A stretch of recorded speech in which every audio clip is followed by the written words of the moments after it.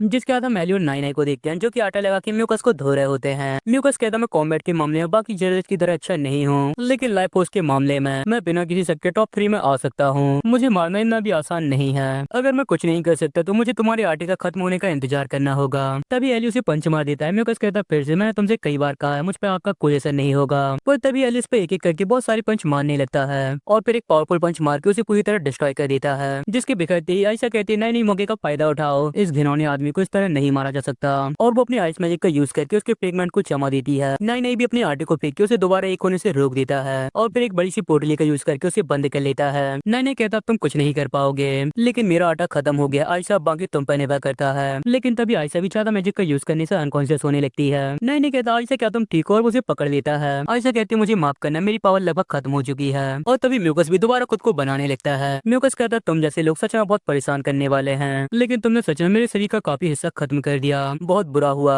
और हम देखिए उसका बहुत सा हिस्सा भी बर्फ में जमा होता है। लेकिन तभी वो अपने नाक से स्लाइम निकाल के अपने शरीर को पूरा कर लेता है। म्यूकस कहता है लेकिन काफी अफसोस की बात है, भले ही केवल एक बूंद बची हो फिर भी मैं अपने शरीर को दोबारा बना सकता हूँ। नहीं कहता एली चलो इससे मिलके निपटें, और वो अपनी एक नई पावर को एक्टिवेट कर लेता है। आयशा कहती है नहीं तुम्हारी पावर। नहीं कहता अभी इसे एक्सप्लेन करने के लिए समय नहीं है, पहले तुम आराम कर लो, एली मुझे तुम्हारी मदद करने दो। म्यूकस कहता अरे तुम्हारे शरीर के टैटू तो काफी पहचाने हुए लग रहे हैं, क्या ये ह्यूमन टाइप की अनलिमिटेड पावर नहीं है? लेकिन तभी उसके नीचे की धरती हिलने लगती है जो कि नई का कुकिंग मैजिक होता है, और वो उसे एक बहुत बड़ी कढ़ाई में उठा लेता है। नहीं कहता एली क्या तुम मेरी आग शुरू करने में मदद कर सकते हो, ये जितनी बड़ी होगी उतना बढ़िया होगा। एली कहता कोई प्रॉब्लम नहीं, इसे मुझ पर छोड़ दो, और वो जाकर उस कढ़ाई को हीट करने लगता है। तभी नई अपना एक और कुकिंग टूल लाता है जिससे वो म्यूकस की पूरी तरह चटनी बना देता है, उसे खाने की तरह टॉस करने लगता है, और फिर एक और कढ़ाई का यूज करके उसे बंद कर देता है, और फिर उन दोनों कढ़ाई को आपस में लॉक कर देता है। एली कहता क्या केवल इतना ही, ये जानते हुए कि उसे आग से कोई फर्क नहीं पड़ेगा। नई ने एनर्जी को प्रेशर में बदलने का सोचा, उसकी स्किल बाकी में कमाल किया, मुझे फ्यूचर में उससे फाइट करनी चाहिए। पर तभी उनका पॉट हलचल करने लगता है जो देख के वो दोनों हैरान हो जाते हैं। नहीं कहता ये बुरा है, वो एक्सप्लोर करने वाला है, एली वहाँ से दूर हो जाओ। और तभी वहाँ एक ब्लास्ट होता है जिससे म्यूकस बाहर आ जाता है, जिसे देख के आयशा हैरान हो जाती है आखिर वो इस तरह क्यों है। और हम देखते हैं वो काफी बड़ा और अजीब बन गया होता है। नहीं कहता हम इसका कुछ नहीं कर सकते, तुम्हारी पावर खत्म हो गई, जल्दी करो मदद के लिए रेड और टीम लीडर के पास जाओ। एली कहता मेरा पूरा शरीर दर्द हो रहा है, लेकिन मैं तुम्हें हराने का कोई ना कोई रास्ता जरूर ढूंढूंगा, किसी चीज को सॉल्व करना ही उसका अंत है। आयशा कहती है लेकिन रेड और टीम लीडर की फाइट में बिजी है। नहीं कहता सावधान रहो। तभी म्यूकस आयशा पर अटैक कर देता है। म्यूकस कहता है छोटी प्यारी लड़की तो पकड़ लिया, लेकिन आयशा एक सील बना के उससे बच जाती है, पर उसे देख के बहुत डर जाती है। म्यूकस कहता है बुरा है, एक छोटी प्यारी लड़की कैसे रो सकती है, लेकिन जितना तुम विरोध करोगी मुझे उतना ही मजा आएगा। और आयशा चिल्लाने लगती है यहाँ से चले जाओ। तभी नाइनी कहता है तुम आयशा को छोड़ दो, लेकिन म्यूकस उस पर अटैक कर देता है, मेरे रास्ते में आने की गलती मत करना, और वो उसे दोबारा हरेस करने लगता है। लेकिन तभी एली खड़ा हो जाता है, मैंने अभी तक हार नहीं मानी। म्यूकस कहता तू फिर से, तू जिद्दी आदमी बहुत परेशान करने वाला है। आयशा कहती है एली हम इस पर कुछ भी नहीं कर सकते, जल्दी जाओ रेड से मदद मांगो। नहीं कहता हाँ एली, आयशा ने सही कहा। एली कहता है ये बिल्कुल वैसा है जैसा होना चाहिए, लेकिन मैंने पहले ही तुम्हें हराने का तरीका सोच लिया है। और वो टीचर माइक के साथ अपनी ट्रेनिंग को याद करने लगता है। टीचर कहते हैं एली तुमने सभी एंशिएंट मार्शल आर्ट को मास्टर कर लिया है, फिर भी तुम ट्रेनिंग करने के लिए बाहर क्यों नहीं गए, बल्कि इसकी वजह जिम में वापस आ गए। एली कहता है टीचर मैं पहले रेड के साथ अपने होमलैंड गया था,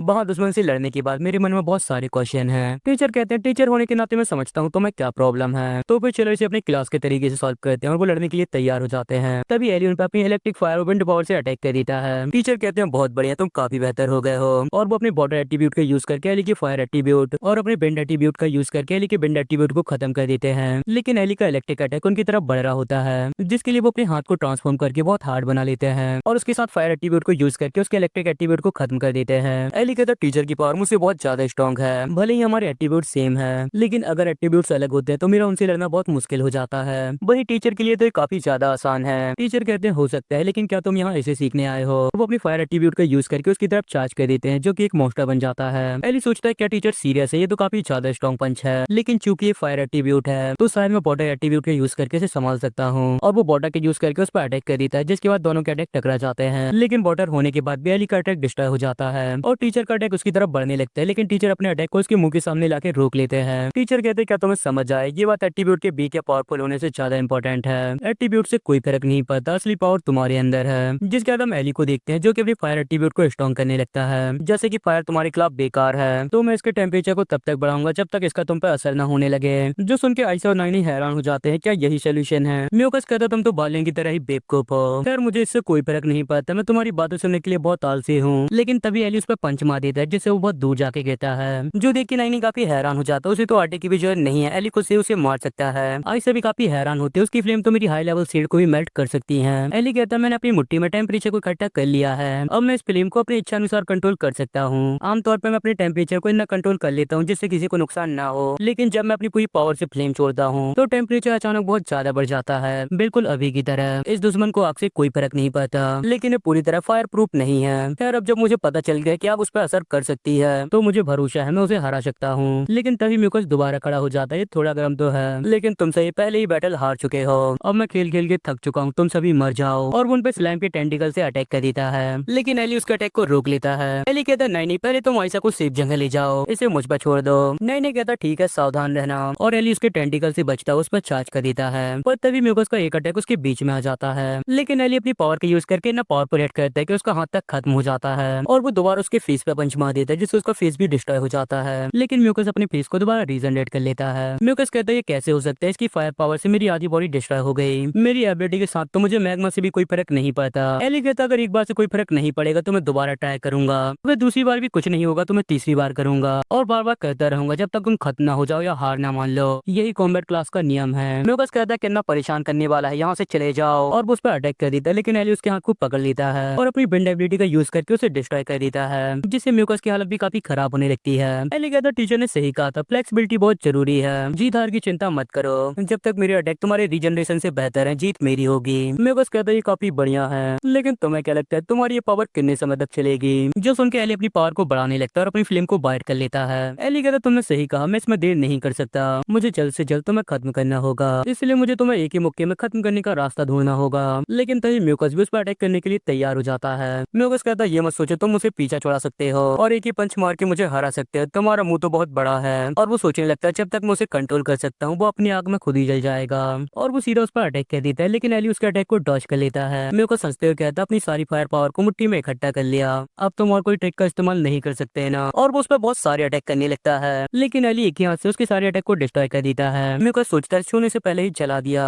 आखिर ये क्या है, क्या ये रेंजो की इविल फायर की तरह है, मैंने इस तरह की चीज को पहले कभी नहीं देखा। लेकिन तभी एली उस पर अटैक कर देता है, चलो बिना डिसाइड करते हैं। म्यूकस कहता है रुको रुको, मैं तो बस सौंप था, मैं अभी तैयार नहीं था, लेकिन एली उसे पंच मार देता है। म्यूकस कहता है बहुत गर्म है बहुत गर्म, और वहाँ एक्सप्लोड हो जाता है, जो देख के नाइन और आयशा भी काफी हैरान होते हैं, और वो एक शील्ड बना के उसके इम्पैक्ट से बच जाते हैं। आयशा कहते कितनी ज्यादा पावर है, एली को इससे कोई परेशानी नहीं होगी ना, और वो एली को देखते हैं जो कि एक चट्टान में खड़ा होता है और उसके चारों तरफ म्यूकस के टुकड़े और ब्लू फायर होती है। आयशा कहती है स्लाइम से कोई पावर महसूस नहीं हो रही, लगता है एली जीत गया, लेकिन तभी एली वहाँ कोलैप्स होकर गिर जाता है। नहीं कहता एली की एक्सट्रीम पावर खत्म हो गई और वो कोमा में चला गया, और इसके हाथ के साथ क्या हुआ, हमें जल्दी से टीचर फियोना के पास जाना होगा और इसे हील कराना होगा। लेकिन तभी उनकी तरफ कोई बढ़ने लगता है जिसे आयशा नोटिस कर लेती है, और हम देखते हैं ये बच्चा हुआ म्यूकस होता है। म्यूकस हंसते हुए कहता है ये बच्चा आप कुछ नहीं कर सकता और तुम दोनों कुछ नहीं कर सकते, आखिर में जीत मेरी हुई। यहाँ नई भी उसे नोटिस कर लेता है। नई कहता आयशा तुम जाओ, इसे मुझ पर छोड़ दो, लेकिन तभी आयशा उसे पूरी तरह पीस कर देती है, और फाइनली म्यूकस खत्म हो जाता है। नई कहता आयशा तुम्हारी पूरी पावर खत्म हो गई, क्या तुम ठीक हो। आयशा कहती मैं ठीक हूँ, चलो चलते हैं। जिसके बाद हम इजाबेल को देखते हैं जो कि सोसो के हमलों से बच के उसकी तरफ बढ़ रही होती है, और तभी पैनी भी अपनी शॉर्ट को उसके आर पार कर देती है, जिससे सोसो का ध्यान भटक जाता है और इजाबेल उस पर अटैक कर देती है, लेकिन तब भी सोसो उसके अटैक को डॉज कर लेती है। इजाबेल पैनी से कहती है बहुत बढ़िया, इसी तरह मेरे अटैक करने के लिए उसका ध्यान भटकाती रहो। पैनी कहती है मैं कोई कॉम्पिटिशन नहीं कर रही, मैं बस जानना चाहती हूँ जो तुमने कुछ देर पहले कहा था, क्या डीमन एम्पायर में अभी भी ऑप्स मौजूद हैं। लेकिन इजाबेल उसकी बात पे ध्यान नहीं देती और सोसो पर दोबारा अटैक कर देती है। इजाबेल कहती है ऑप्स बचे हो या ना बचे हो, इससे ह्यूमन टाइप को क्या लेना देना है, अगर मैं अच्छे मूड में होती तो शायद मैं तुम्हें बता देती। यहाँ सोसो बहुत गुस्से में होती है और अपना अटैक तैयार करने लगती है, लेकिन तभी एलिना बहुत बड़ी हो जाती है और कहती है अटैक करने की बारी मेरी है, और सोसो पर किक करके फुटबॉल की तरह उसे बहुत दूर फेंक देती है, और तभी इजाबेल भी मौके का फायदा उठा के सोसो पर स्लैश कर देती है, जो अटैक सीधा सोसो की आई फोल्ड की तरफ बढ़ रहा था, लेकिन सोसो अपनी पावर का इस्तेमाल करके उस अटैक को अपनी बॉडी में ले लेती है। सोसो कहती जब तक तुम मुझे नुकसान नहीं पहुंचा सकती तुम्हारी स्लैश बेकार है। तभी पेनी पीछे से उसकी तरफ चार्ज कर देती है। पेनी कहती है अब तुम्हारे पास बचकर जाने के लिए कोई भी जगह नहीं है, लेकिन इससे पहले वो सोसो पर अटैक कर पाती है। एलिना का पंच आके उसे दूर फेंक देता है, और फिर एलिना इजाबेल को भी अपने पैरों से कुचलने लगती है, लेकिन वो उसके अटैक को डॉज कर लेती है। इजाबेल कहती तुम आखिर क्या कर रही हो, लेकिन एलिना दोबारा अटैक कर देती पर इजाबेल उसे भी डॉज कर लेती है। एलिना कहती मेरी बॉडी मेरे कंट्रोल से बाहर है। तभी सोसो कहती तुम तीनों से एक साथ निपटना काफी परेशानी भरा था, लेकिन अब ये बहुत बढ़िया है। एलिना कहती मेरी बॉडी मेरे कंट्रोल से बाहर है, मिस योबाई मिस पैनी मुझे माफ कर दें, और तभी हमें पता चलता है सोसो से अपनी धागों की मदद से कंट्रोल कर रही होती है। पैनी कहती वो बॉन्डी पोस्ट से बनी रस्सियों से बंधी हुई है, ऐसा लगता है वो पिलर से कंट्रोल कर रही है। इजाबेल भी सुन के काफी हैरान होती है, बॉन्डी पोस्ट से बनी रस्सियां, और उसे याद आता है जब एलिना ने सोसो पर अटैक किया था तब सोसो ने अपनी धागों को उसके ऊपर फेंक दिया था, तो उसने ऐसा उस समय किया था। यहाँ एलिना उन पर अटैक करने के लिए तैयार होती है। एलिना कहती है मिस योबाई मिस पैनी वो मुझ पर कंट्रोल कर रही है और दोबारा अटैक करना चाहती है। सोसो कहती है मैंने आके तुम्हें बात करने की परमिशन कब दी, और वो उसके मुंह को भी सील कर देती है, जिससे एलिना चाहती भी उन्हें कुछ भी नहीं बता सकती थी और वो दोबारा उन पर अटैक कर देती है, लेकिन वो उनके अटैक को डॉज कर लेते हैं और पेनी उसकी रस्सियों को काटने लगती है, लेकिन वो ऐसा नहीं कर पाती। पेनी कहती है ऐसा लगता है मैं इन रस्सियों को नॉर्मल मेथड से नहीं काट सकती। सोसो कहती है जैसा उम्मीद थी तो अपने साथियों को नहीं मार सकती, लेकिन तभी इजाबेल उसके पीछे आ जाती है, उस पर अटैक कर देती है, लेकिन सोसो अपनी धागों की मदद से उसके अटैक को रोक लेती है। सोसो कहती है तुम्हारी शॉट सच में काफी परेशान करने वाली है, लेकिन अब मैं अपना पूरा ध्यान तुम पर लगा सकती हूँ, और वो अपनी धागों से एक जाल बना के इजाबेल पर अटैक कर देती है, जिन्हें इजाबेल अपनी शॉट की मदद से रोकने लगती है, लेकिन वो पीछे जाने लगती है। इजाबेल कहती है भले उसे डीमन कोइन से पावर मिली हो, लेकिन क्या वो केवल इतना ही कर सकती है, ये तो पूरी तरह बेकार है। और वो एक स्लैश कहती है जिससे उसके धागों के साथ साथ सोसो के हाथ भी कट जाते हैं। सोसो अपने हाथ को जोड़ते हैं, कहती है तो डीमंस की पावर है, ऐसा लगता है लिलियन ने जो पावर हमें दी है वो ह्यूमन एम्पायर में भी फैल गई है, लेकिन इससे कोई फर्क नहीं पड़ता, एक नॉर्मल ह्यूमन कभी भी मेरे पावर के सामने नहीं टिक सकती। और वो अपने धागों का इस्तेमाल करके इजाबेल को पकड़ लेती है, जिसके बारे में इजाबेल को पता भी नहीं चल पाता। सोसो कहती है जिन धागों को तुमने कुछ समय पहले काटा था मैं उन्हें कंट्रोल कर सकती हूँ, और मैं इसी समय का इंतजार कर रही थी, मुझे केवल थोड़ी सी पावर लगानी और तुम्हारे छोटे छोटे टुकड़े हो जाएंगे। इजाबेल कहती है क्या बस इतना ही, तुम केवल इतना ही कर सकती हो। सोसो कहती है क्या तुम मरने से पहले सामने दिखने की कोशिश कर रही हो, मुझे तुम्हें खत्म करने के लिए केवल एक उंगली हिलाने की जरूरत है, लेकिन इजाबेल को कोई फर्क नहीं पड़ता, कितना बेकार है। और सोसो अपनी धागों को थोड़ा टाइट कहती है, लेकिन इजाबेल को कोई फर्क नहीं पड़ता। सोसो सोचती है उसने जो गुस्सा पहले मुझसे कहा वो सुन के मेरे दिल में वाइब्रेशन क्यों हो रहे हैं, क्या मुझे उससे डर लग रहा है? बिल्कुल नहीं, ऐसा नहीं हो सकता।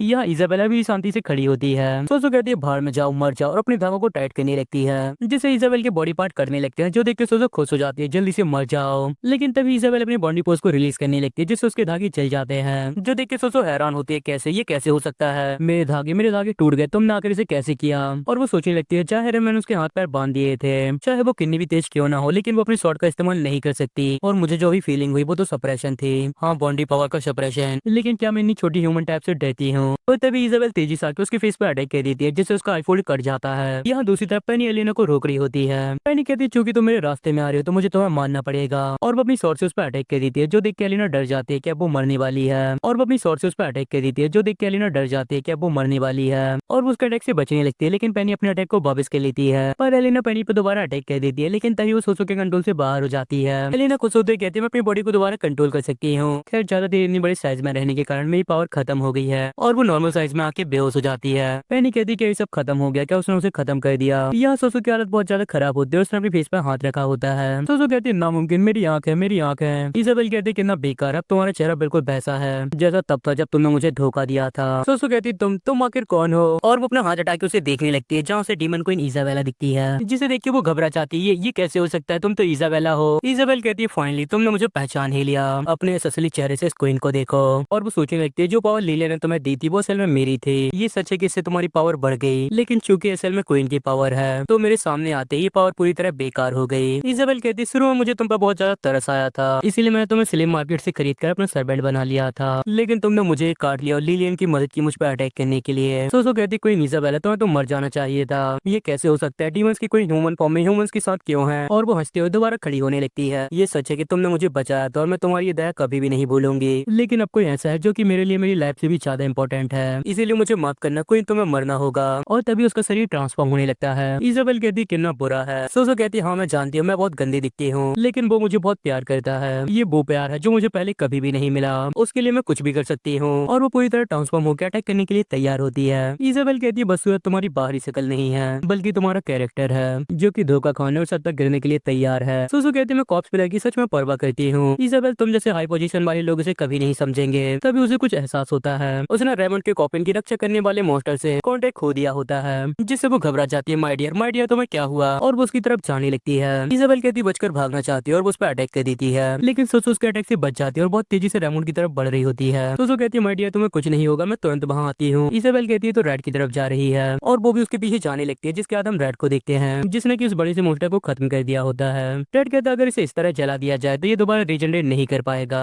और हम देखते हैं उसने उस मॉन्स्टर को बहुत बुरी तरह मार दिया होता है। रेड कहता है मुझे इसमें बहुत ज्यादा समय लग गया, अब अगली बारी तुम्हारी है, और वो अपने लेजर की पावर को 500 टाइम बढ़ा के रेमंड के कॉफिन की तरफ चार्ज कर देता है, लेकिन तभी वहाँ सोसो आ जाती है जो कि रेमंड के कॉफिन से लिपट जाती है, जिससे कि रेड डिस्ट्रैक्ट हो जाता है और उसे पूरी तरह नहीं काट पाता। सोसो गुस्से से कहती है मैं तुम्हें मार डालूंगी, और वो उस पर एक पावरफुल अटैक कर देती है, और रेड उसके अटैक को रोकने लगता है। रेड कहता है तुम यहाँ आ गई तो योवे का क्या हुआ, लेकिन उसके अटैक की पावर इतनी ज्यादा होती है कि वो दूर जाके गिरता है। तभी वहाँ इजाबेल भी आ जाती है। इजाबेल कहती बेवकूफ मैं यहाँ हूँ, क्या तुम ठीक हो? रेड कहता हाँ हाँ मैं ठीक हूँ, पर ये इस तरह क्यों दिख रही है? इजाबेल इजाबेल कहती है मैंने उसे बहुत मारा और अब उसकी रीजनरेट करने की एबिलिटी उसकी लिमिट में पहुंच गई है, इसीलिए वो रीजनरेट नहीं हो पा रही।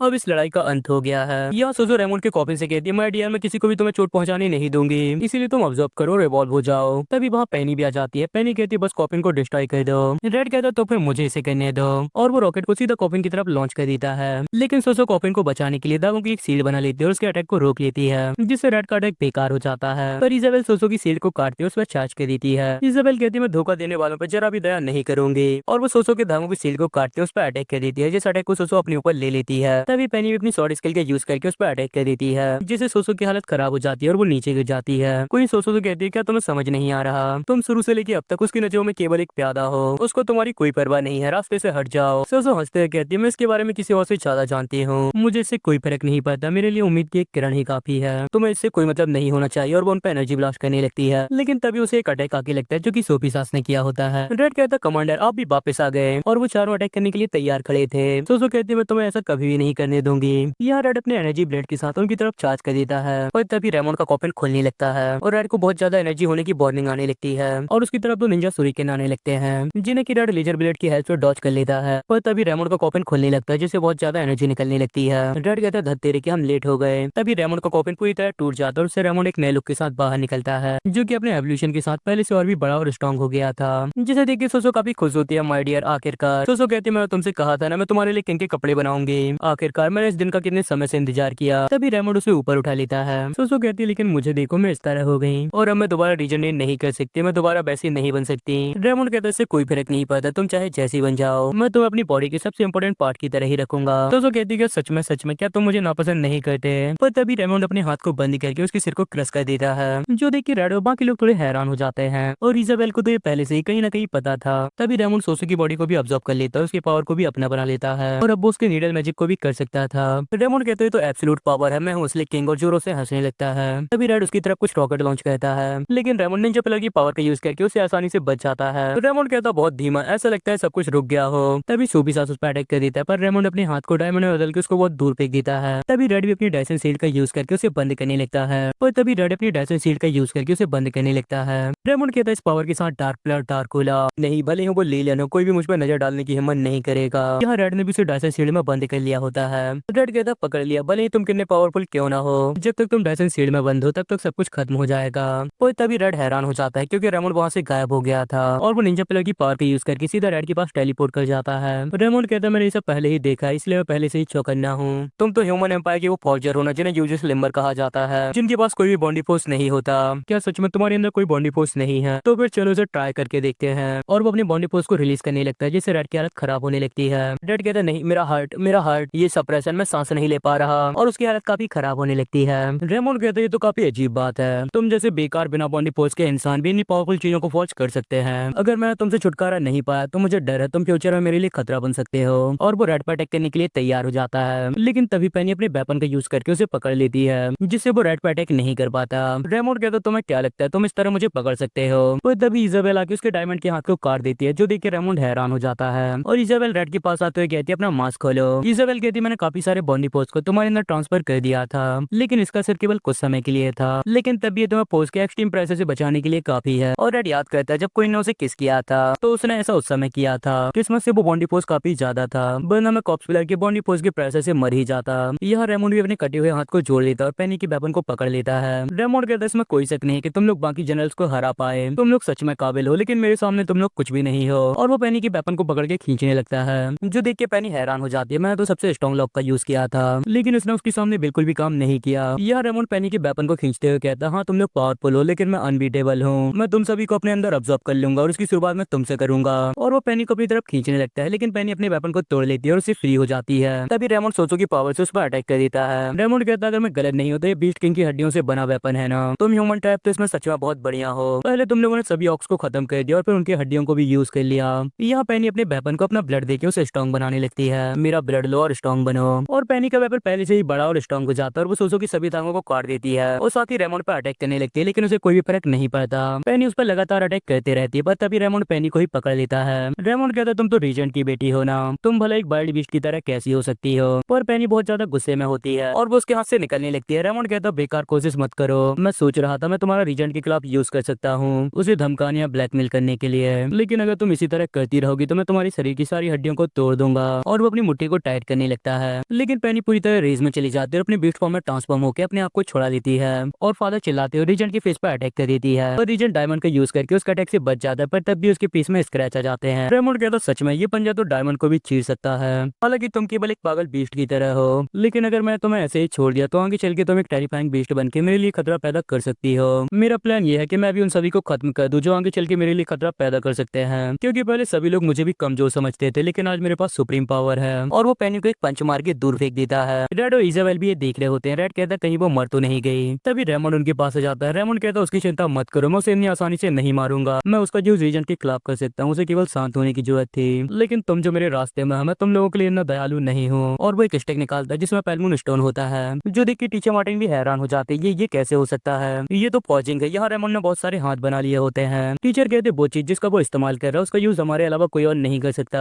किंग कहते तब केवल इसका एक ही मतलब है, उसने लोलन को भी ऑब्जर्व कर लिया है। यहाँ रेमंड की फौज के हाथों ने क्वीन और रेड को पूरी तरह घेर लिया होता है। रेमंड कहता तुमने जो पहले चीज फौज की थी उसने मेरी आर्मी को पूरी तरह खत्म कर दिया था। अगर पॉजिंग सच में इतनी पावरफुल है तो मुझे लगता है तुम मुझे सिखा सकते हो। अगर तुम ऐसा करते हो तो मैं तुम्हें मरने से बचा सकता हूँ। और वो अपनी फौज के हाथों से उन पर अटैक कर देता है। डैड को इनके सामने आते हुए कहते हैं मुझ पर छोड़ दो, और वो जल्दी से अपने पेन को निकाल के कुछ फौज करने लगता है, जिससे जमीन से एक लेजर टावर निकल के उन सभी हाथ को काट देता है। साथ ही रेमंड भी उस लेजर टावर से दो हिस्सों में कट जाता है। रेमंड कहता है मैं तुम्हारी चीजों के बारे में चाहे जितने ध्यान से सोचूं, उन्हें बनाना नामुमकिन है, लेकिन ऐसा लगता है तुम इसे आसानी से कर सकते हो। और वो सोचने लगता है इसे यूज करने में बहुत ज्यादा एनर्जी लगती है, मुझे लगता है मैंने कई सौ कॉप्स की पावर को खो दिया है। भले ही मेरे पास अनलिमिटेड कॉप्स हैं, पर क्या इस टेक्निक के साइड इफेक्ट हैं। ये फॉजिंग टेक्निक तो काफी बेकार है। यहाँ रेड ने उसके सारे फौज के हाथों को डिस्ट्रॉय कर दिया होता है। रेड कहता है बेवकूफ, ट्रिक दिखाने और मैजिक करने में काफी अंतर होता है। फौजिंग उतनी भी आसान नहीं है जितना तुम्हें लगता है, और हमारे बीच एक खाई जितना अंतर है जिसे कि तुम जिंदगी भर कभी पार नहीं कर सकते। रेमंड हंसते हुए कहता है तुम्हें क्या लगता है तुम्हारी फौजिंग स्किल की किसे परवाह है, अगर तुम खेलते खेलते थक गए हो तो चलो मर जाओ। रेड कहता है यो भाई अभी तुम आराम करो, तुम हमारा लास्ट रिजॉर्ट हो, यहाँ मुझे संभालने दो। साथ ही तुम यहाँ अपनी पावर इस्तेमाल नहीं कर सकती, यहाँ चारों ओर कैमरे लगे हुए हैं, और दूसरी बात कैप्टन सोबी सास भी यहीं पे है, इसीलिए आप अपनी ट्रू आइडेंटिटी सामने नहीं ला सकते। इजाबेल कहती है सावधान रहो, वो आदमी सीरियस होने वाला है। यहाँ रेमंड अपनी बॉडी को दोबारा जोड़ दिया एक स्पेल कास्ट करने लगता है, और डायमंड पिलर की पावर का यूज करके आसमान से डायमंड की बारिश करने लगता है, जिनसे रेड का लेजर टावर डिस्ट्रॉय हो जाता है। यहाँ रेड उन डायमंड से बचने के लिए सामने यूजुस लिमर की सीढ़ी ले आता है। तभी डायमंड उसकी सीढ़ी से टकराने लगते हैं, जिनका प्रेशर बहुत ज्यादा होता है, जिससे उसके हाथ की हड्डियां टूटने लगती हैं। यहाँ रेमंड लगातार उन पर डायमंड से अटैक कर रहा होता है, और जैसे उसका अटैक खत्म होता है वहाँ बहुत सारे गड्ढे बन जाते हैं। साथ ही रेड की यूजुस लिमर की सीढ़ी में भी काफी डैमेज आया होता है। रेड कहता है पहले तो किसी भी तरह के अटैक का असर इस सीढ़ी पर नहीं हुआ था, लेकिन इस आदमी की मैजिक ने पूरी यूजुस लिमर की सीढ़ी को तोड़ डाला। इस लेवल के मैजिक का सामना करते हुए यूजुस लिमर अब सबसे पावरफुल नहीं रहा। तभी क्वीन कहती है बेवकूफ, पैसा मेरी आइडेंटिटी की चिंता करने का नहीं है, सामने से हट जाओ। भले ही अभी मेरे पास 20% से भी कम पावर है, लेकिन फिर भी उसे पनिश करने के लिए काफी है। रेमंड कहता है तुम लोग तो सच में तारीफ के काबिल हो, तुम लोग अभी तक मेरे अटैक के सामने टिके हुए हो, लेकिन तुम लोग बहुत बड़े बेवकूफ हो। तुम लोगों ने यहाँ से ना भागकर बहुत बड़ी गलती की है, लगता है तुम लोग मेरी पूरी पावर देखना चाहते हो। इस बार तुम क्या कर सकते हो, तुम लोग मरने वाले हो। लेकिन तभी वहाँ सोबी सास आ जाता है, और अपनी एयर नाइट स्किल का यूज करते हुए रेमंड को अपनी एयर नाइट के हाथों में पकड़ लेता है। रेड कहता है लीडर क्या आप ठीक हैं? सोबी सास कहता मैं ठीक हूँ, मुझे माफ करना कि मैं तुम्हारी रक्षा नहीं कर सका, तुम्हें इतने पावरफुल दुश्मन से अकेले ही सामना करना पड़ा, मेरा ध्यान शायद भटक गया था, लेकिन ऐसा दोबारा नहीं होगा। और वो अपनी एयर नाइट के हाथों के प्रेशर को बढ़ाने लगता है, जिससे कि रेमंड की हालत बहुत खराब होने लगती है, और वो एयर नाइट के हाथों के बीच बहुत बुरी तरह क्रैश होने लगता है, यहाँ तक कि उसकी आंखें भी बाहर आ जाती है। लेकिन इससे पहले वो पूरी तरह क्रैश हो पाता है, वो अपने बॉडी फोर्स को दोबारा रिलीज करता है, जिसकी पावर से वहाँ एक ब्लास्ट होता है, सोबी सास का एयर नाइट भी गायब हो जाता है, जिसके प्रेशर से सोबी सास भी पीछे जाने लगता है। सोबी सास कहता है क्या वो इसे भी कर सकता है, और वो रेड और इजाबेल को बचाने के लिए एयर नाइट की एक सीट बना लेता है। रेड कहता है क्या इतना ज्यादा प्रेशर, यो भाई क्या तुम ठीक हो? इजाबेल कहती मेरी चिंता मत करो, लेकिन अब चीजें और भी खराब होने वाली हैं। यहाँ रेमंड अपने कॉप्स मैजिक से अपने आप को दोबारा हील करने लगता है। रेड कहता है लेकिन उसे तो बहुत बुरी तरह डैमेज हुआ, अब चीजें और भी खराब कैसे हो सकती हैं? इजाबेल कहती है कॉप्स प्लेयर की स्पेशल एबिलिटी है, उसे जब भी कोई अटैक लगता है वो उस अटैक से इम्यून हो जाता है, इसीलिए अब सोबी सास की स्वॉर्डमैनशिप का उस पर कोई असर नहीं होगा। रेड कहता है क्या सच में ऐसी कोई एबिलिटी है? तभी रेड को कुछ याद आता है, रुको एक मिनट, उसने न्यूक्लियर ब्लास्ट की बॉडी को ऑब्जर्व किया था, और वो रेमंड की बॉडी से निकले पार्ट्स को स्कैन करने लगता है, और उसे पता चलता है उन सभी के अंदर रेडिएशन फैल गया है। इजाबेल कहती है अब हम और समय बर्बाद नहीं कर सकते, अब आइडेंटिटी छिपाने का समय नहीं है, मुझे अब कुछ करना ही होगा। रेड कहता है माय क्वीन मेरे पास एक रास्ता है। क्वीन कहती है आखिर तुम क्या करना चाहते हो? रेड कहता है उस पर न्यूक्लियर ब्लास्ट का रेडिएशन फैल गया है, लेकिन मुझे नहीं पता वो उसकी बॉडी में कब तक असर करेगा, लेकिन अगर उसने जल्दी ऐसे नहीं किया तो मुझे उसकी बॉडी में एक और बम फोड़ना होगा। यहाँ रेमंड भी रिकवर कर गया होता है। रेमंड कहता है मुझे नहीं लगा था तुम लोग मुझे इतना ज्यादा डैमेज कर पाओगे, इससे मेरी 10 लाख से भी ज्यादा कॉप्स खत्म हो गई। और वो एक अटैक तैयार करते हुए कहता है तुम लोगों का बहुत ज्यादा हो गया, और अब मैं गिफ्ट के तौर पर तुम्हारे खिलाफ सीरियस होने वाला हूँ। और वो सोबी सास पे अटैक कर देता है, लेकिन सोबी सास उसे रोक रोक लेता है। पर तभी रेमंड अपने पैर को डायमंड में बदल के सोफिसास पे अटैक कर देता है, जिससे कि बहुत ज्यादा प्रेशर निकलता है और रेड एक सील बना लेता है। यहाँ सोफिसास भी अपनी शॉट की मदद से उसके पैर को रोक रहा होता है, लेकिन उसके पैर का प्रेशर बहुत ज्यादा होता है। रेमंड कहता है सोफिसास, इस कॉर्प्स प्लेयर के पैर के नीचे आने पर तुम्हें कैसा लग रहा है, और वो डायमंड प्लेयर की पावर का यूज करके अपने हाथ को डायमंड की शॉट बना लेता है और सोफिसास पे अटैक कर देता है और सोफिसास कुछ भी नहीं कर पाता। पर तभी वहाँ रेड आ जाता है, जो कि अपने पॉइजन का इस्तेमाल करके प्रिंस रूपर ड्रॉप बना लेता है। सोफिसास कहता है रेड ये खतरनाक है, इसे मुझ पर छोड़ दो, और तभी रेमंड के वेपन की पावर से प्रिंस रूपर ड्रॉप भी टूट जाती है, जिसकी पावर इतनी ज्यादा होती है कि वहाँ एक ब्लास्ट तक हो जाता है। लेकिन रेड सही समय सोफिसास को वहाँ से लेकर निकल जाता है। रेड कहता है सच में ये बहुत खतरनाक था, लीडर से मुझ पर और यूवी पे छोड़ दें, मुझे पता है कॉर्प्स प्लेयर को कैसे संभालना है। और वो सोचने लगता है सबसे पहले कमांडर को यहाँ से निकालने का तरीका सोचना होगा, ताकि यूवी लड़ने के लिए अपनी पावर का इस्तेमाल कर सके। यहाँ सोफिसास उसकी बात सुन के काफी खुश होता है। रेड तुमने मेरी जान बचाई, तुम्हारा धन्यवाद। रेड कहता है लेकिन अभी इस बारे में बात करने का समय नहीं है। सोफिसास उसके सिर पर हाथ रखते हुए कहता है तुम सच में बड़े हो गए हो, और वो सोचता है मुझे अब और भी यकीन हो गया है, तुम जरूर मेरे छोटे भाई सोफिसैक हो। यहाँ इजाबेल रेमंड पर अटैक कर रही होती है, पर वो उसके अटैक को रोक लेता है। तभी इजाबेल उसके पीछे आकर उस पर दोबारा अटैक कर देती है, और इजाबेल के अटैक करने से पहले निंजा प्लेयर की पावर यूज करके वहां से टेलीपोर्ट कर जाता है और सीधा रेड और सोफिसास के पास टेलीपोर्ट कर जाता है। इजाबेल कहती है इसके बारे में मत सोचना, और वो जल्दी से जाकर उस पर अटैक कर देती है, लेकिन वो केवल रेमंड का क्लोन होता है, और असली रेमंड ने रेड और सोफिसास पर अटैक कर दिया होता है, और कहता है अगर कोई ब्लैक स्मिथ होते हुए भी तुम्हें बचाना चाहता है तो फिर मुझे पहले तुम्हें मारने की जरूरत है, और वो उन पर अपनी किक से अटैक कर देता है। लेकिन रेड ने उसकी किक से बचने के लिए एयरबैग निकाल लिए थे, पर रेमंड की किक की पावर इतनी ज्यादा होती है कि एयरबैग फट जाता है, और रेमंड की किक सीधा रेड को लगती है, जिससे वो दूर जाने लगता है। पर सोफिसास अपनी एयर एबिलिटी का यूज करके उसे पकड़ लेता है और बहुत बुरी तरह गिरने से बचा लेता है। तभी क्वीन भी वहां आ जाती है, पर रेमंड के अटैक से रेड बहुत बुरी तरह घायल होकर बेहोश हो गया था, जो देख के सोफिसास और क्वीन बहुत ज्यादा गुस्से में आ जाते हैं। तभी रेमंड कहता है अब अगली तुम दोनों की बारी है, लेकिन रेड को इस तरह देख के सोफिसास और क्वीन बहुत ज्यादा सीरियस हो गए होते हैं, और उसकी तरफ बढ़ते हुए कहते हैं मैं तुम्हें खत्म कर दूंगा। रेमंड हंसते हुए कहता है तुम लोग का ये गुस्सा मेरे सामने बिल्कुल बेकार है। पर तभी उसके फेस में एक हिट आके लगता है, जिससे उसका फेस कट जाता है। रेमंड कहता है मैं इतना पावरफुल होते हुए भी उसे यहाँ आते हुए नहीं देख पाया, क्या अभी भी उसके पास कोई ट्रिक बची है? खैर जब तक मैं सोफिसास को खत्म कर दूं मुझे कोई और प्रॉब्लम नहीं होगी। और तभी उसे एक झटका लगता है, क्योंकि इजाबेल ने अपनी शॉट की मदद से उसके पेट पर अटैक कर दिया होता है। लेकिन रेमंड जल्दी से डायमंड प्लेयर की पावर को यूज करके उस पार्ट को डायमंड का बना लेता है। रेमंड कहता है तुम औरतें तो मक्खियों की तरह परेशान करने वाली हो, जब तक तुम मुझे नहीं मार सकती तुम्हारे अटैक किसी काम के नहीं है। इजाबेल कहती क्या सच में? ये इस पर भी डिपेंड करता है कि तुम्हारा अपोनेंट कौन है, और वो अपने अटैक की पावर बढ़ा देते हैं, जिससे रेमंड का डायमंड पार्ट भी टूट जाता है, और इजाबेल के अटैक से उसके पेट में एक बहुत बड़ा होल हो जाता है, जो देख के रेमंड हैरान हो जाता है आखिर ये सब क्या है? क्या ये सब उसके वेपन के कारण है, या फिर इसकी पावर मुझसे भी ज्यादा है? बिल्कुल नहीं, ऐसा होना नामुमकिन है, और वो अपने बॉडी पार्ट को रीजनरेट करने लगता है। पर तभी सोफिसास अपने एयर हैंड से उस पर ऊपर से अटैक कर देता है, लेकिन इससे पहले उसका अटैक रेमंड को लग पाता वो वहां से टेलीपोर्ट कर जाता है, जिससे सोफिसास का अटैक बेकार हो जाता है। पर तभी इजाबेल रेमंड को दोबारा अटैक कर देती है, पर रेमंड अपने हाथ को डायमंड बना के किसी तरह उसके अटैक से बच जाता है और दोबारा वहां से कहीं और टेलीपोर्ट कर जाता है। पर वहां भी सोफिसास का एयर नाइट आके उसे अपने हाथों में पकड़ लेता है। रेमंड कहता है तुम्हारे अटैक मुझ में किसी काम के नहीं है। सोफिसास कहता है मेरा तुम्हें पकड़ के रखना ही काफी है, और तभी रेमंड की तरफ एक डार्क ऑरा आने लगता है, और जैसे ही वो उस तरफ देखते ही इजाबेल उसकी तरफ बढ़ रही होती है, और इजाबेल अपनी पावर का इस्तेमाल करके खुद को एक ड्रिल की तरह बना लेती है, और एयर नाइट को छीनते हुए सीधा रेमंड पर अटैक कर देती है, जिससे कि रेमंड की हालत खराब होने लगती है और वो उसे रोकने लगता है। रेमंड कहता मैं गलत नहीं था, इसकी पावर सच में मुझसे ज्यादा है, वरना ये मुझे कभी हर्ट नहीं कर पाती। आखिर तुम कौन हो? इजाबेल कहते कोई ने तुम्हें बात करने के लिए नहीं कहा। तभी रेमंड दोबारा रेल मैजिक करके डायमंड की बारिश करने लगता है, लेकिन सोफिसास इजाबेल को बचाने के लिए एयर नाइट बना के उसके सारे डायमंड को ब्लॉक कर लेता है। सोफिसास कहता मैं इसे संभाल सकता हूँ, तुम अपना अटैक जारी रखो, और यहाँ इजाबेल अपनी शॉट को रेमंड की छाती पे घुसा रही होती है। यहाँ रेमंड की हालत काफी खराब होती है, ये पागलपन है, आखिर ऐसा कैसे हो सकता है? इसकी पावर सच में मुझसे ज्यादा है, अगर ऐसा नहीं होता तो वो मेरी एक्सट्रीम पावर को सप्रेस नहीं कर पाती, और वो उन दोनों के बीच फंस के रह जाता है। रेमंड कहता सोफिसास तुम रास्ते में हो, मैंने कई सालों तक अपमान सहकर ये पावर हासिल की है, क्या मैं सच में इसी तरह फंसा रहूंगा? बिल्कुल नहीं, ऐसा नहीं हो सकता, हाँ मेरे पास एक रास्ता है। और वो कहता है क्योंकि तुम दोनों को वो ब्लैक स्मिथ काफी पसंद है, तो फिर तुम लोग फैसला क्यों नहीं करते? और तभी इजाबेल और सोफिसास को कुछ एहसास होता है, और हम देखते हैं रेड के पास रेमंड का एक कॉप्स आ गया था, जिसने कि उस पर अटैक कर दिया था, और सोफिसास और इजाबेल को भी ये पता चल जाता है, और वो उसके अटैक के सामने आके रेड को बचा लेते हैं। तभी रेड के फेस में ब्लड की बूंदें गिरती हैं, जिससे वो भी होश में आ जाता है, और हम देखते हैं सोफिसास ने रेड को बचाने के लिए उस कॉप्स के अटैक को अपने ऊपर ले लिया था। सोफिसास कहता मैं तुम्हें कुछ नहीं होने दूंगा। यह सोफिसास का एयर भी गायब हो गया था, जिससे रेमंड फ्री हो जाता है, और वो अपने हाथ को डायमंड बना के इजाबेल पर अटैक कर देता है, लेकिन इजाबेल उसका अटैक को डॉज कर लेती है। रेमंड कहता तुम लोग तो बेवकूफों का झुंड हो, जो कि अपने इमोशन से बंधे हुए हो, आखिर इस तरह तुम इस कॉप्स प्लेयर को कैसे हराओगे? और तुम ह्यूमन वुमेन जो मेरे रास्ते में हो, जल्दी से गायब हो जाओ। और वो उस पर अटैक कर देता है, लेकिन इजाबेल उसका अटैक को डॉज कर लेती है। तभी रेमंड अपनी बॉडी को कॉप्स की बॉडी के साथ स्विच करने लगता है। रेमंड कहता मुझे नहीं पता क्या चल रहा है, लेकिन जब तक तुम मुझसे दूर रहोगी मेरी एक्सट्रीम पावर काम करती रहेगी, और वो खुद को पूरी तरह उस बॉडी के साथ स्विच कर लेता है। यहाँ रेमंड सोफिसास के ऊपर अपना पैर रखते हुए कहता है मुझे नहीं लगा था एम्पायर का खतरनाक बाय टीम का कमांडर बैटल फील्ड में इतना बेवकूफी भरा काम करेगा, और वो अपने वेपन को सोफिसास के सही से निकाल लेता है, जिससे सोफिसास को काफी दर्द होता है। रेड कहता है कमांडर क्या आप ठीक है, मुझे आपकी मदद करने दें। लेकिन जैसे ही वो उठता है उसकी बॉडी बहुत बुरी तरह दर्द करने लगती है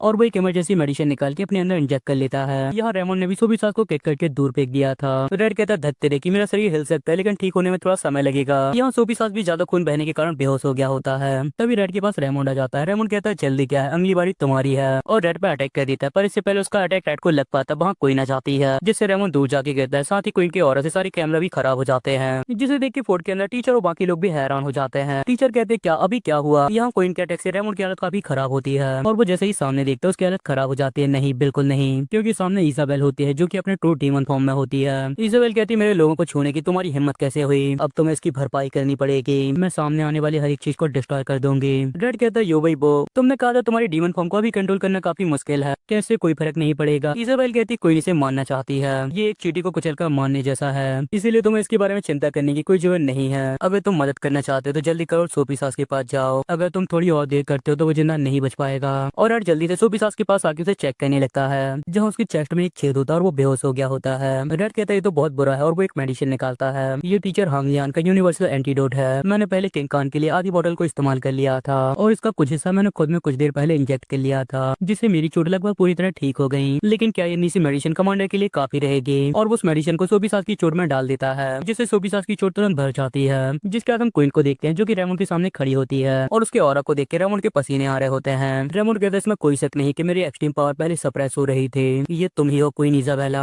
यहाँ क्वीन रेमोन की तरफ बढ़ रही होती है और रेमोन उसे डर के पीछे की तरफ बढ़ रहा होता है, जिसके ऑरा को देख के उसके पसीने निकल रहे होते हैं। नहीं तुम पुरानी क्वीन हो, अब हमारी क्वीन लिलियन है, तुम्हारा समय चला गया है। क्वीन कहती है जोर से बोलो। रेमोन हंसते हुए कहता है हालांकि तुम्हारा ऑरा स्ट्रॉन्ग है, लेकिन ये सच है कि तुम पावरफुल होने का दिखावा कर रही हो, वरना तुम इस तरह नहीं छिपती। तुम भी जानती हो तुम्हारी पावर अब तुम्हारे पास नहीं रही। तभी क्वीन अपनी उंगली से एक स्लैश करती है, जिससे रेमोन का सिर कट जाता है, साथ ही पीछे के 2 माउंटेन भी कट जाते हैं। रेमोन कहते हैं तो सच में पावरफुल है, उसके अटैक करने से मेरी रीजनरेशन की पावर लगभग बेकार हो जाती है। और वो सिर कटा होने के बाद भी एक स्पेल कास्ट करता है, जिससे कि ज़ॉम्बीज़ की एक लहर बन जाती है और इजाबेल पर अटैक कर देती है। लेकिन इजाबेल के देखने बस से वो सभी डिस्ट्रॉय हो जाते हैं। साथ ही इजाबेल के अटैक के कारण रेमोन का सिर भी डिस्ट्रॉय हो जाता है, इसीलिए वो अपने हाथ को डायमंड बना के अपने सिर का बाकी हिस्सा भी काट देता है और दोबारा सिर को रीजनरेट कर लेता है। रेमोन कहता तुम सच में पावरफुल हो, लेकिन तुम्हारी पावर पहले की तरह नहीं रही। अगर ऐसा होता तो तुम मुझे पहले ही मार चुके होते, लेकिन मेरा दोबारा जन्म हुआ है, तुम इस पावर के सामने नहीं टिक सकती। कोई उसके पीछे आके कहती क्या सच में ऐसा है, और वो अपने हाथ को उसके आर पार करके एक एनर्जी बॉल को निकाल लेती है, जो कि क्वीन की ही पावर होती है, जो कि लीला ने रेमोन को दी थी। और तभी क्वीन उसे किक मार के नीचे गिरा देती है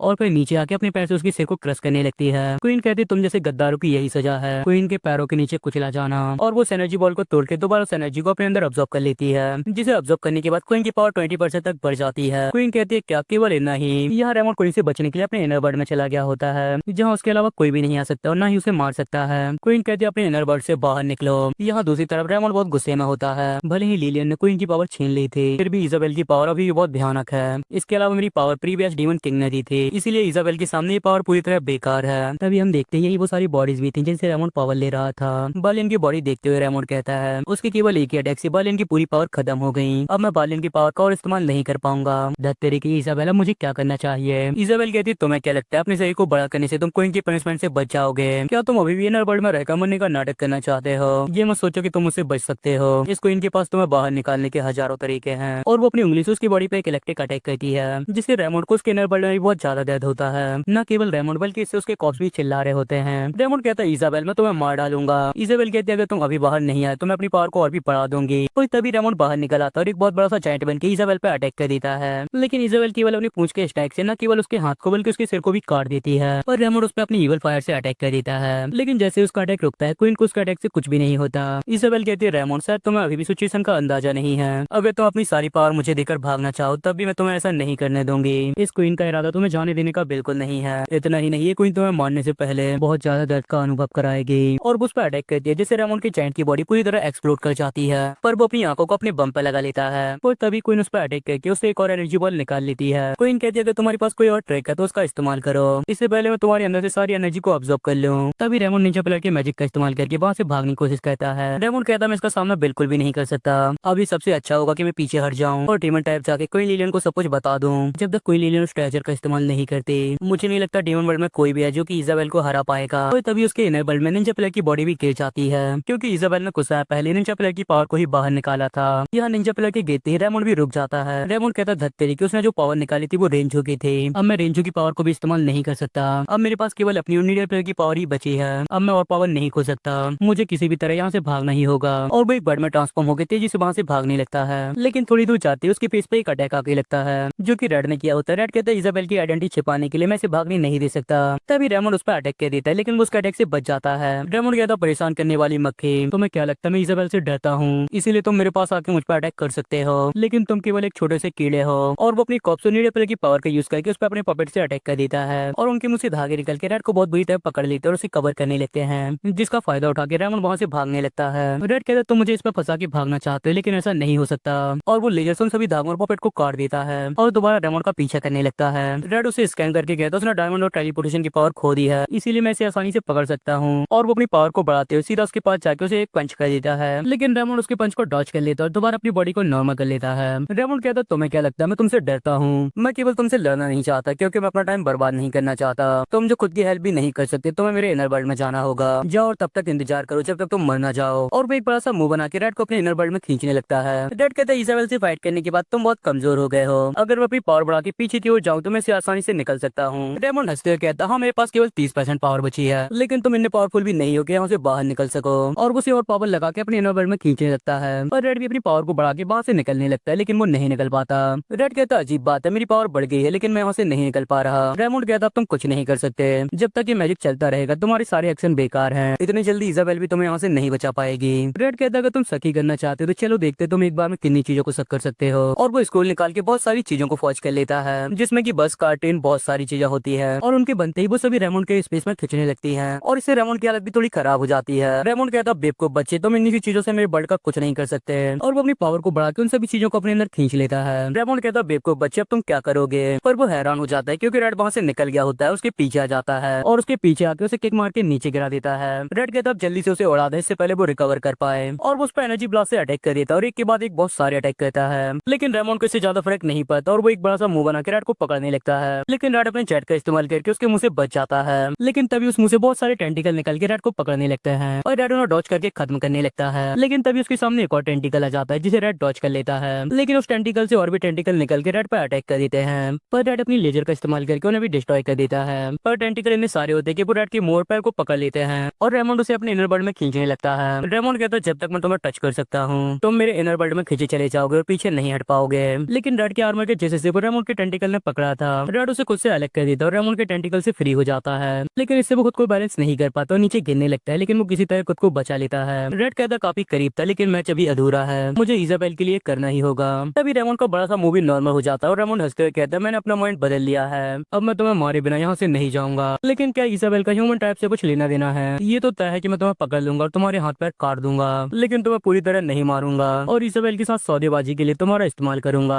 रेड कहता अपनी बकवास बंद करो, अगर तुम्हारे पास एबिलिटी है तो सामना करो और डर कर पीछे मत भागना। रेमंड कहता बेवकूफ बच्चे तुम चाह के भी मुझे नुकसान नहीं पहुंचा सकते और मैं तुम्हें अपने वर्ल्ड में खींच लूंगा, जरा अपने चेहरे को देखो। और तभी रेमंड का हाथ भी रेडिएशन के कारण अजीब सा होने लगता है, जो देख के रेमंड भी हैरान हो जाता आखिर ये सब क्या है, ये दर्द क्या है। तभी रेड हंसते हुए कहता है तुमने कहा था तुम मुझे पकड़ना चाहते तो फिर जल्दी करो, इस तरह हैरान क्यों खड़े हो। और वो सोच रहा होता है इस पर रेडिएशन का असर शुरू हो गया है। यहाँ रेमंड की हालत खराब हो रही होती है। रेमंड सोचता है क्या मैं इसे कंट्रोल नहीं कर पा रहा, लेकिन मेरे पास तो अनलिमिटेड कॉप्स हैं, नहीं ये तो पॉइजन है। और वो रेड से कहता तुमने आकर मुझे कब पॉइजन दिया। तभी वो खून की उल्टियां करने लगता है। रेड कहता अगर मैं तुम्हें बता भी दूं तब भी तुम्हें समझ में नहीं आएगा, फिर जब तुमने न्यूक्लियर ब्लास्ट की बॉडीज को ऑब्जर्व किया था तुम्हारा अंत तभी तय हो गया था। रेमंड कहता ज्यादा एरोगेंट मत बनो, इस कॉप्स प्लेयर के सामने ये पॉइजन कुछ भी नहीं है। और वो अपने हाथ से रेड पर अटैक कर देता है, लेकिन तभी उसका हाथ भी टूट जाता है। रेड कहता है दर्द कंट्रोल को ना, ये तो अभी शुरुआत है, जल्दी करो, तुम तो मुझे सौदेबाजी करने के लिए इस्तेमाल करना चाहते थे, अब खड़े क्यों हो, जल्दी करो मुझे पकड़ लो, मैं इंतजार कर रहा हूँ। और रेड सोचता है इसी तरह मूवमेंट करते रहो, जितनी ज्यादा तुम मूवमेंट करोगे रेडिएशन उतनी ही तेजी से फैलेगा। तभी रेमंड उस पर चिल्लाने लगता है मैं तुझे जान से मार दूंगा,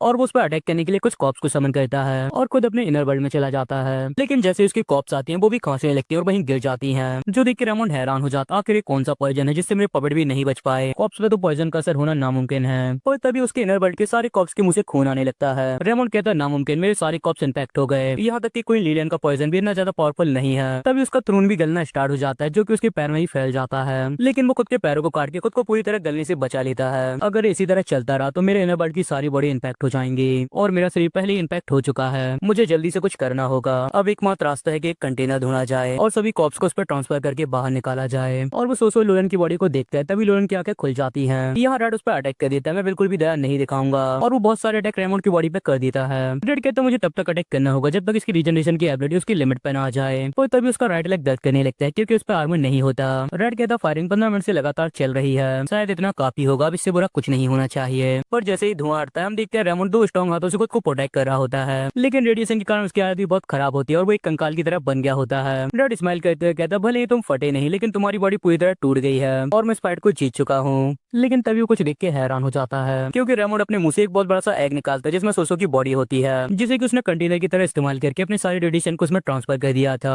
पर अब तक उसकी हालत बहुत खराब हो गई थी। रेमंड कहता मुझे इन कॉप्स को कलेक्ट करने में कई दशक लग गए लेकिन तुम्हारी वजह से वो सब गायब हो गया। रेड कहता तुम्हारा धन्यवाद, अपने रियल फॉर्म में वापस आने के बाद तुम काफी पागल हो गए हो, इसीलिए मैं तुम्हें याद दिला दूं इस पर्सन के बहुत सारे नुकसान है। रेमंड कहता जब तक तुम मुझे मान ना दो इस कॉप्स प्लेयर के खिलाफ तुम्हारे सारे पर्सन बेकार हैं, और वो अपने हाथ से रेड पे अटैक कर देता है और रेड वहीं खड़ा रहता है। रेड कहता उसकी बॉडी तो काम कर रही है, क्या उसने न्यूक्लियर रेडिएशन को अडेप्ट कर लिया? नहीं रुको एक मिनट, मैं अपने आर्मर के साथ इस अटैक से नहीं बच पाऊंगा, और रेमंड का अटैक सीधा उसकी तरफ बढ़ रहा होता है। लेकिन तभी वहाँ इजाबेल आ जाती है और रेमंड को एक किक मार के दूर फेंक देती है। इजाबेल रेमंड से कहती तुम परेशानी खड़े करने लायक नहीं हो, और तुम क्या क्वीन ने तुम्हें इंटरफेयर करने से मना नहीं किया था, तुमने मेरे ऑर्डर के खिलाफ जाने की हिम्मत कैसे की? और वो उसे कुछ अलग ही तरह से पनिशमेंट देने लगती है। रेड कहता यो भाई आखिरकार तुम यहाँ आ गई, ये काफी खतरनाक था। इजाबेल कहती ये मत सोचो अगर तुम इस क्वीन के साथ अच्छी तरह व्यवहार करोगे तो ये क्वीन तुम्हें सजा नहीं देगी, आगे से तुम्हें इस तरह के खतरनाक काम से दूर रहना है, समझ आया ना? क्वीन कहती है अगर तुम मेरे ऑर्डर फॉलो करोगे तो क्या पता आज रात क्वीन तुम्हें कुछ गिफ्ट दे दे, और गिफ्ट सुन के रेड हैरान हो जाता है। यहाँ क्वीन के किक से रेमंड बहुत दूर जाके गिरता है और गिरते ही वो अपने फ्लैशबैक में चला जाता है जब वो एक स्लेव हुआ करता था जहाँ उसे डीमन किंग की कैरेज को खींचना पड़ता था, साथ ही उसे कोड़े भी मारे जाते थे। रेमंड कहता क्यों क्यों कुछ लोग हायर पोजीशन में रहने के लिए पैदा होते हैं लेकिन मैं तो गुलाम बनने के लिए पैदा हुआ हूँ, ऐसा क्यों है? मैं ये नहीं करना चाहता। और वो कहता है एक दिन भगवान को मेरा भी ख्याल आया, रॉयल फैमिली को कॉप्स की एबिलिटी बिल्कुल भी पसंद नहीं थी और मैं केवल एक स्लेव के रूप में उसे पूरी तरह सहन कर सकता था। जब मुझे वो पावर मिली तब मुझे एहसास हुआ ये पावर केवल मेरे लिए बनी है, मैं जो कर सकता था वो था इंतजार इंतजार एक्सट्रीम पावर मिलने का। मैं सबसे एक्सट्रीम पावर हासिल करूंगा और उस पावर के साथ मैं डीमन वर्ल्ड का किंग भी बनूंगा, जिसके लिए मैं सालों तक कॉप्स को ऑब्जर्व करके अपनी पावर बढ़ाई और आखिर में वो एक्सट्रीम पावर हासिल की जिसका सामना कोई नहीं कर सकता था। लेकिन आज आज सब कुछ बर्बाद हो गया, मेरे सालों की मेहनत एक ही झटके में खत्म हो गई। इजाबेल सिर्फ इसीलिए कि तुम एक रॉयल फैमिली से हो। और वो चिल्लाने लगता है मैं इसे स्वीकार नहीं करता, और वो अपने दोनों हाथों को अपनी चेस्ट में घुसा के उसे फाड़ लेता है। रेमंड कहता है वैसे भी खोने के लिए कुछ भी नहीं है, लेकिन अगर मुझे दोबारा स्लेव बनना पड़ा तो इससे अच्छा मैं मरना पसंद करूंगा। और वो अपने अंदर से कॉप्स की पावर को निकालता है जो कि किंग ने उसे दी थी, जो कि एक मुंह वाले बॉल की तरह होती है, और वो उसे जोरों से हिलाने लगता है जिससे उसका मुंह खुल जाता है और उससे एक एनर्जी ब्लास्ट निकलता है जो कि क्वीन और रेड के पास जाने लगता है। रेमंड कहता है तुमने मेरा सब कुछ बर्बाद कर दिया, अब आखिर में मुझे मरना है तो मैं तुम लोगों के साथ मरूंगा, तुम भी मेरे साथ मरोगी इजाबेला। और हम देखते उसने एक स्पेस टाइप का ओपन कर दिया होता है जो अपने अंदर सब कुछ खींच रहा होता है। यहाँ कोई रेड से बात करी होती है तभी रेमंड का अटैक उनके पास भी आ जाता है जो कि उन्हें अपने स्पेस में सक करने लगता है। रेड कहता है इतना बड़ा सक्सेशन क्या है उस आदमी ने किया है।